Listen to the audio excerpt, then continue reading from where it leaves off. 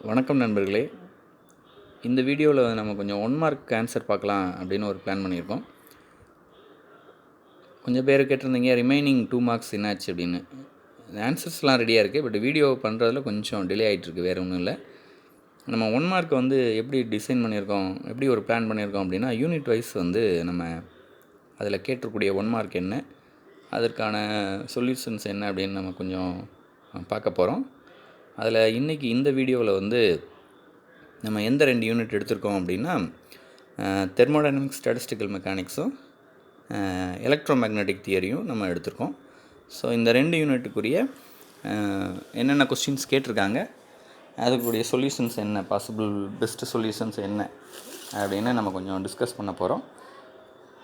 So தொடர்ந்து நீங்கள் பாருங்கள் ஃப்ரெண்ட்ஸ்.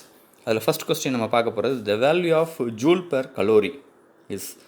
அதாவது நமக்கு தெரியும் இந்த கலோரிக்கும் ஜூலுக்கும் உள்ள ரிலேஷன், அதை வச்சு ஒரு சின்ன கொஸ்டின் கேட்டிருக்காங்க 1 மார்க்கு. ஸோ அதில் நமக்கு தெரியும் 1 கலோரி ஈக்குவல் டு 4.186 ஜூல்ஸ் அப்படின்றது நமக்கு தெரியும்.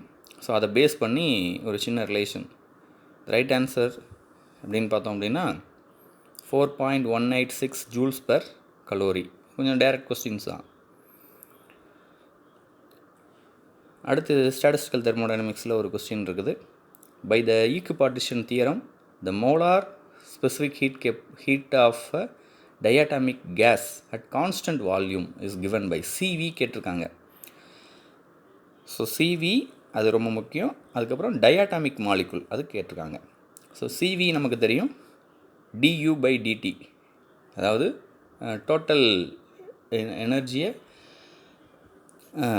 டைமால் டிடியால் டெரிவேட்டிவ் பண்ணணும். அதில் டயாட்டமிக் மாலிகுலுக்கு energy of 1 gram of molecule of diatomic gas பார்த்திங்க அப்படின்னா 5/2 RT. ஆருங்கிறது கேஸ் கான்ஸ்டன்ட், டிங்கிறது கிவன் டெம்பரேச்சர் 5/2. இதை ஒரு தடவை டைமை பொறுத்து டெரிவேட்டிவ் எடுத்தோம் அப்படின்னா 5/2 டி கேன்சல் ஆகிரும், 5/2 R அப்படின்றது மட்டும் கிடைக்கும். So CV is equal to 5/2 R. இதுதான். இதில் மோனோஅட்டாமிக்னு கேட்டிருந்தாங்க அப்படின்னா CV monoatomic specific heat capacity at constant volume monoatomic கேஸ்ன்னு கேட்டிருந்தா 3/2 R அப்படின்னு கிடச்சிரும். அதிலே சிபி கேட்டிருந்தாங்க அப்படின்னா, சிபினா அட் கான்ஸ்டன்ட் ப்ரெஷர் கேட்டிருந்தாங்கன்னா 7/2 R அப்படின்றது ஆன்சராக இருந்திருக்கும். ஸோ இங்கே நமக்கு ஈக்குபார்ட்டிஷன் தியரத்தை பொறுத்தளவு molecular specific heat of a diatomic gas at constant volume, diatomic gas constant volume அப்படின்னா 5/2 R. அதுதான் சரியான ஆன்சராக இருக்க முடியும். அடுத்தது ஒரு டைரக்ட் கொஸ்டின் தான். The absorptive power of a perfect black body is. Absorptive power அப்படின்னாலே அந்த definition amount of energy absorbed at a particular time on the surface by amount of energy incident. Perfect black body அப்படின்னாலே அது it absorbs all the radiation, அதன் மேலே படக்கூடிய எல்லா ரேடியேஷனையும் irrespective of wave லென்த்தை டிபெண்ட் பண்ணி இல்லாமல் எல்லா வேவ் லென்த்தையும் அது அப்சர்வ் பண்ணி வச்சுக்கிறோம். ஸோ எல்லாத்தையும் அப்சர்வ் பண்ணி வச்சுக்கிறோம். ஸோ அதில் அப்சார்விங் பவர் கேட்டாங்கன்னா அமௌண்ட் ஆஃப் எனர்ஜி அப்சார்ப்டு, எல்லாத்தையும் அப்சர்வ் பண்ணிக்கிறோம். Amount of energy incident by, அதால் டிவைட் பண்ணோம்னா அதன் மீது படக்கூடிய எல்லாத்தையும் அப்சர்வ் பண்ணிக்கிறோம். ரெண்டும் ஈக்குவலாக தான் இருக்கும். So the amount of a lambda, அதாவது observing power a lambda equal to amount of energy absorbed by amount of energy incident. So absorption பார்த்தீங்க அப்படின்னா அதுவும் அது மேலே படக்கூடிய எல்லாத்தையும் அப்சர்வ் பண்ணிக்கிறோம். So the amount of energy அப்சார்ப்டும் அமௌண்ட் ஆஃப் எனர்ஜி இன்சிடென்ட்டும் ரெண்டும் சேமாக இருந்தால் தான் அதுதான் பெர்ஃபெக்ட் பிளாக் பாடியாக இருக்க முடியும். The answer is 1.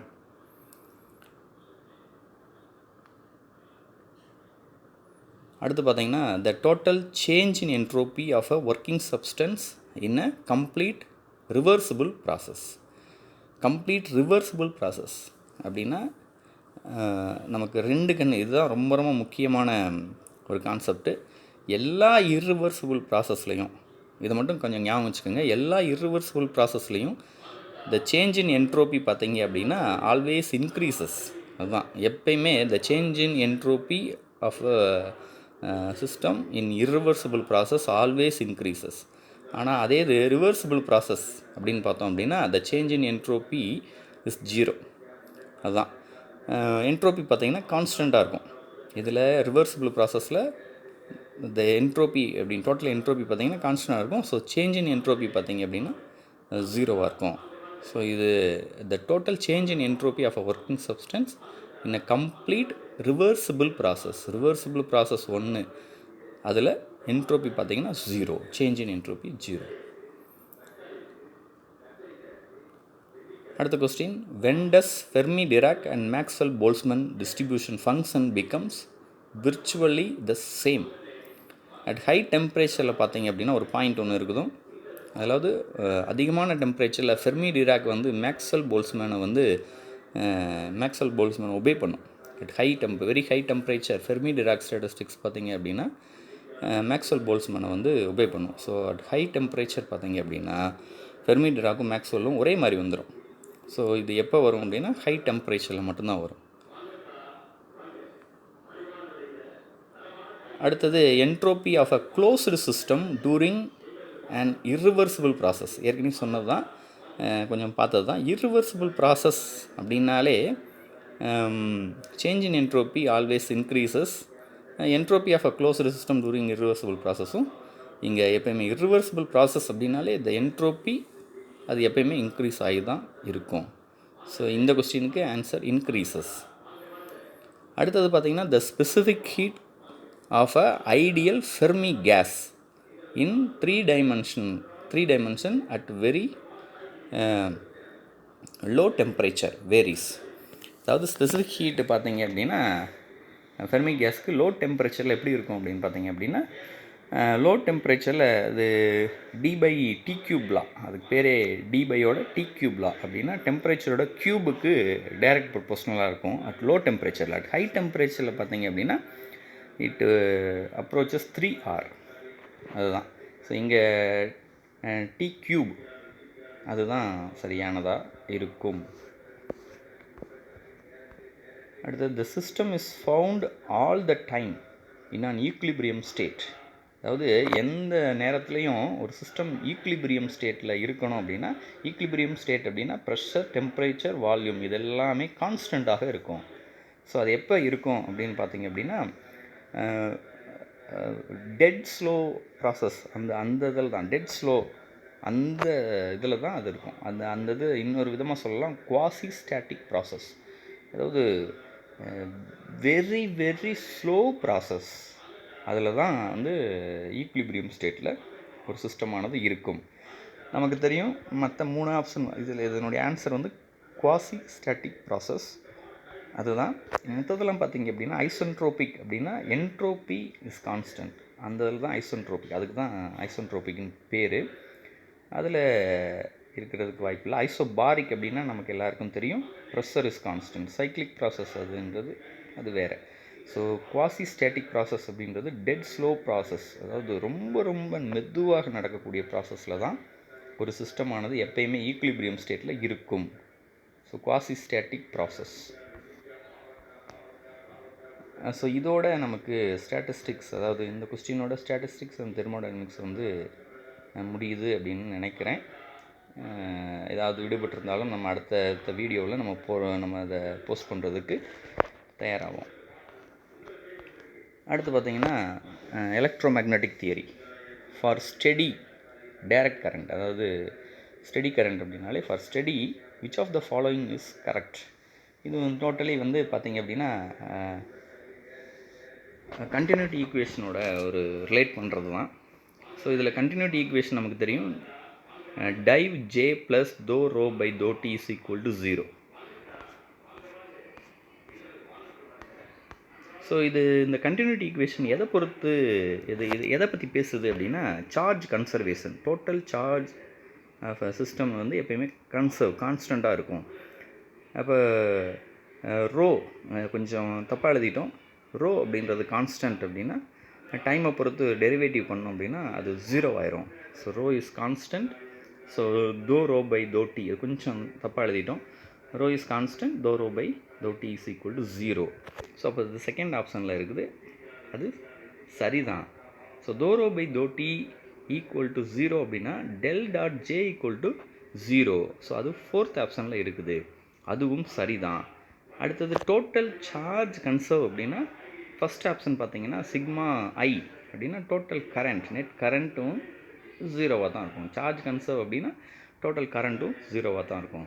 So the only wrong option is given here is closed surface integral j dot ds not equal to 0 அப்படின்றதுக்கு.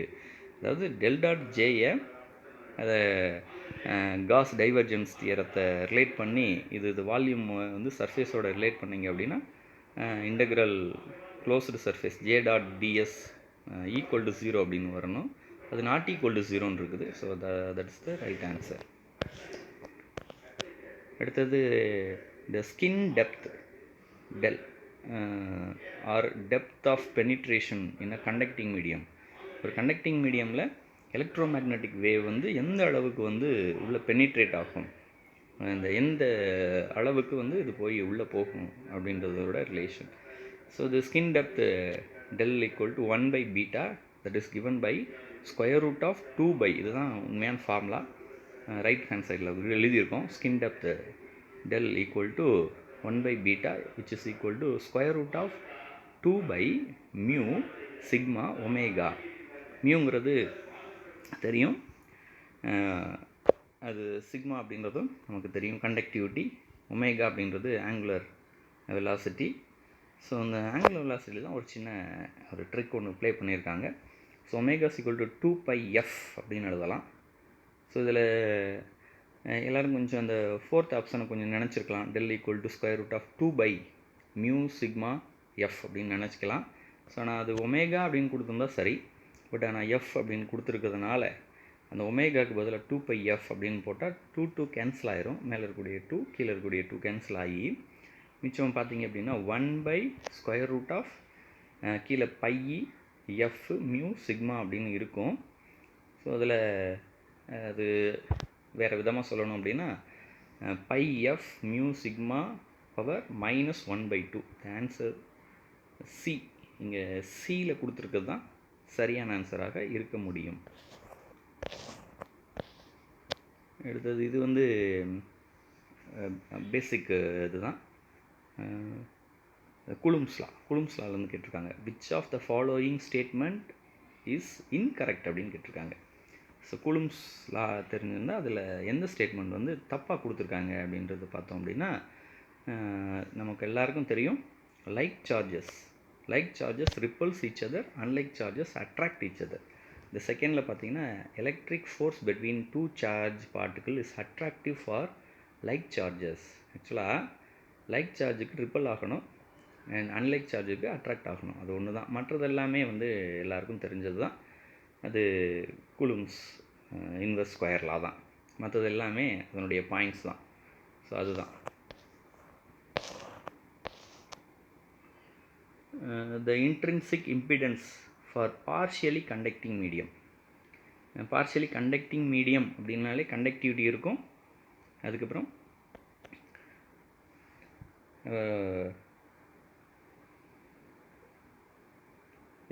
இதில் பார்த்தீங்க அப்படின்னா செகண்ட் ஆப்ஷன் அப்படின்றது வந்து ஐசோட்ரோபிக் டைஎலக்ட்ரிக் மீடியமாக இருந்தால் அது சரியாக வரும். ஸோ இதனுடைய ஆன்சர் வந்து ரொம்ப மச்சா டிஸ்கஸ் போகாமல் சி, அதுதான் சரியான ஆன்சர். அடுத்தது ஆம்பியர் சர்க்யூட்டல் லா. ஆம்பியர் சர்க்யூட்டல் லாவோட பேசிக் டெஃபினேஷன் அந்த μ0 வச்சு கொஞ்சம் ப்ளே பண்ணியிருக்காங்க இங்கே.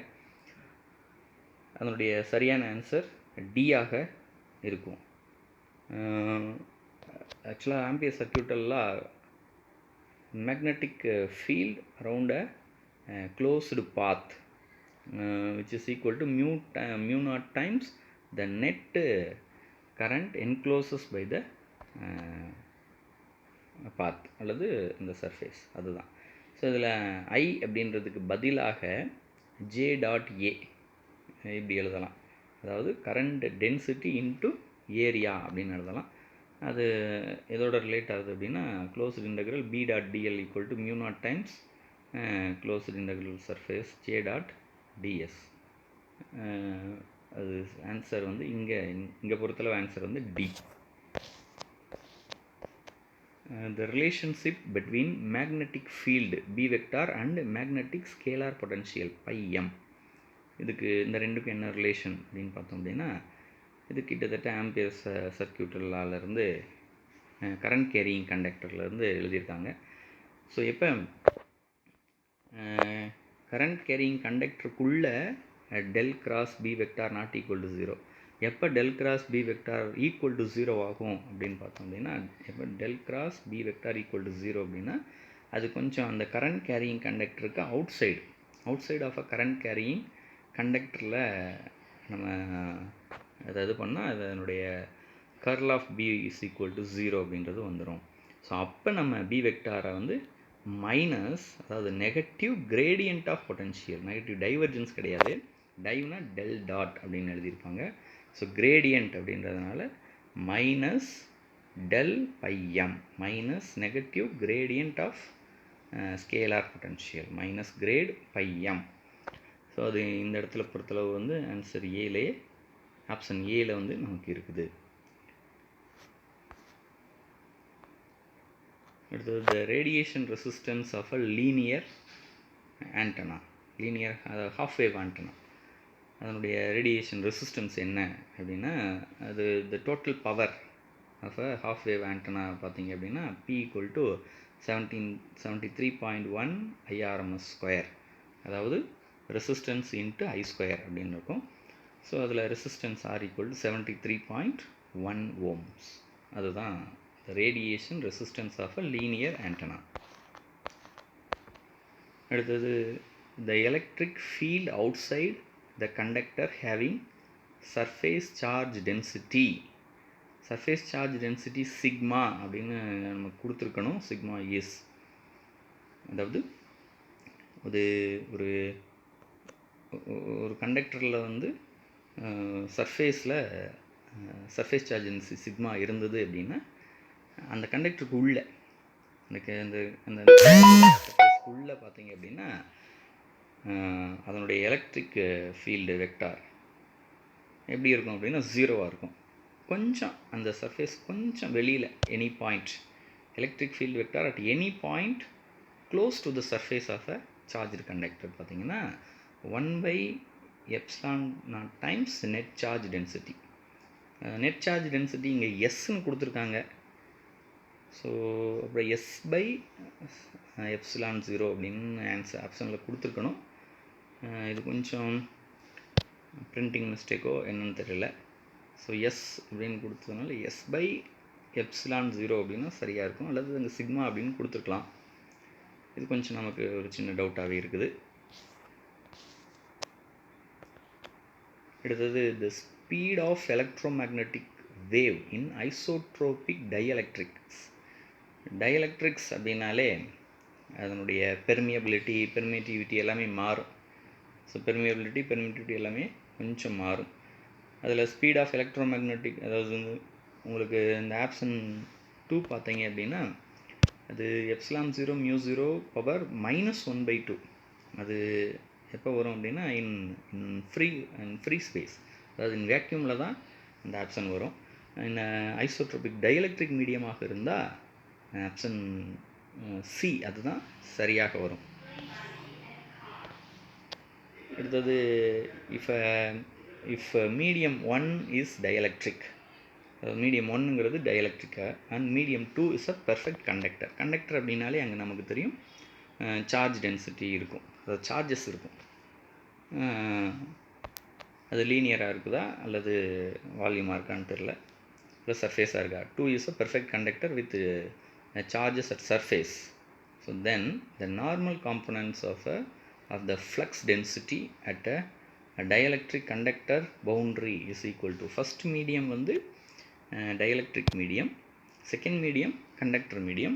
ஸோ கண்டக்டர் அப்படின்னா அங்கே சார்ஜ் இருக்கும், சார்ஜ்னால் சார்ஜ் டென்சிட்டி ρs அப்படின்லாம் இருக்கும். ஸோ ஃபஸ்ட்டு மீடியம் அதில் டைஎலக்ட்ரிக்காக இருந்ததுன்னா டிஸ்பிளேஸ்மெண்ட், எலக்ட்ரிக் டிஸ்பிளேஸ்மெண்ட் வெக்டார், அது ஃபஸ்ட் மீடியம். அப்போ dN1 which is equal to ρs, அதுதான் சரியாக இருக்கும். ரெண்டுமே டைஎலக்ட்ரிக் மீடியமாக இருந்தால் அந்த அது டிஸ்கண்டினியூவாக இருக்கும். அந்த இது வந்து dN1 = dN2 அப்படின்னு இருக்கலாம். Normal components of electric displacement vector. இதனுடைய சரியான ஆன்சர் வந்து ஆன்சர் சி. அதுதான் சரி. ஸோ இந்த கொஸ்டின்ஸோடு நமக்கு இந்த பாலிடெக்னிக் டிஆர்பியில் இந்த 2 யூனிட் வந்து கவர் ஆகுது அப்படின்னு நினைக்கிறோம். அதாவது ஏற்கனவே சொன்ன மாதிரி இஎம்டி எலக்ட்ரோ மேக்னெட்டிக் தியரியும் ஸ்டாட்டிஸ்டிக்ஸ் அதாவது ஸ்டாட்டிஸ்டிக்கல் மெக்கானிக்ஸும் தெர்மோடைனமிக்ஸும் கவர் ஆகுது அப்படின்னு நம்ம நினைக்கிறோம். ஸோ இதில் உங்களுக்கு ஏதாவது ஃபீட்பேக்ஸ் இருந்ததுன்னா, உங்களுக்கு வேறு ஏதாவது ஒப்பீனியன்ஸ் இருந்தால் நீங்கள் கொஞ்சம் சென்ட் பண்ணலாம். Thank you friends.